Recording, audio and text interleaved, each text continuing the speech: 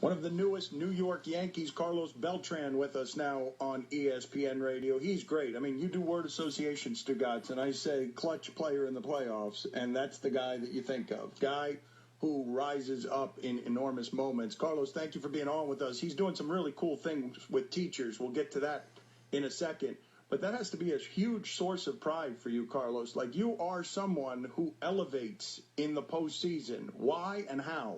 Well, first of all, I just have to give the credit to God. He's the one who really helped me to stay calm and to kind of really approach the situation and don't get caught up into thinking about just to try to go out there and, and stay away from my game. I just try to keep it simple. Believe me, I really, every time that I've been able to be in the playoff, I always tell myself to really enjoy the time, to really focus on what is important, to really focus on my plan, and don't get caught up in just trying to do things that I'm not capable of. So, I mean, at the end of the day, thanks God, things have worked out good for me. But as ball players, you're gonna get to times where are good and times where are not so good. But at the end of the day, God has really blessed me in those type of situations. Explain to us the time that you felt most blessed, where the baseball just looked the biggest. Was it in Houston? Or was it somewhere else? You know what? As a player, you go through stretches like that when things are,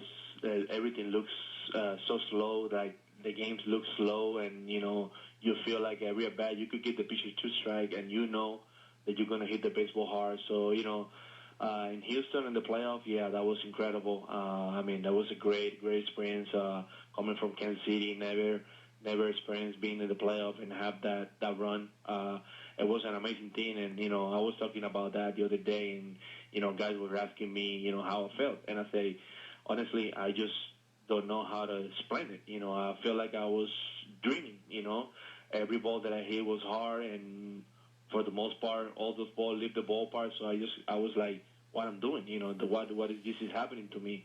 But at the end of the day, you know what, I always has been a hard worker. I always has been the guy that come to the ballpark and try to get better. So, I believe it wasn't a blessing from God. Well, give us an at-bat, though, or a pitcher you were facing where you went up there and you were in such a locked-in zone that you were like, it doesn't matter that this guy is great. I'm going to hit whatever he throws at me, and I can't believe I'm this locked in.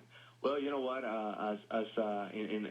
I was in Houston, we faced the Cardinals, and the Cardinals always have good pitching guys in the rotation. So each guy that I faced, like I said, I felt that I was seeing the ball so good. They were throwing me good pitches, tough pitches. I was laying off all the bad ones, and basically recognizing the curveball very early, and I just felt that didn't matter what he was going to throw to me, I was going to make hard contact. And, when you have that confidence also, it really helps a lot.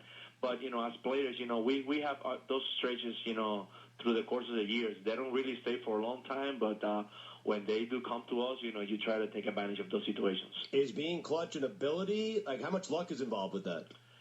Honestly, I do not believe in luck. I believe in hard work. You got to work hard. You got to prepare yourself. And for me, something that I always have done is just I believe that if you do your pre-game work and your mental part of thinking about the game, thinking about situation, visualizing yourself having success, and those type of moments, when you get out there, you will feel like you've been there before, and good things are going to happen. So it's all about staying positive, having a positive attitude, positive approach, and thinking positive.